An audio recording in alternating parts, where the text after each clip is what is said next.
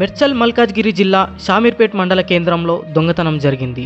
శ్రీ రేణుక ఎల్లమ్మ తల్లి దేవాలయంలో గుర్తు తెలియని వ్యక్తులు చోరీకి పాల్పడ్డారు. సోమవారం తెల్లవారుజామున ఆలయంలోకి ప్రవేశించిన ఇద్దరు దొంగలు అమ్మవారి నగలను దోచుకున్నారు. దొంగతనం చేసిన దృశ్యాలు సీసీ కెమెరాలో రికార్డయ్యాయి. ఆలయం యొక్క తాళాలు పగలగొట్టి అమ్మవారిపై ఉన్న 5 లక్షలు విలువ చేసే వెండి కిరీటంతో పాటు 3 తులాల బంగారు పుస్తలు దొంగతనం చేశారు. ఆలయం యొక్క కమిటీ సభ్యులు పోలీసులకు ఫిర్యాదు చేయగా క్లూస్ టీం సహాయంతో ఆధారాలు సేకరిస్తున్నారు.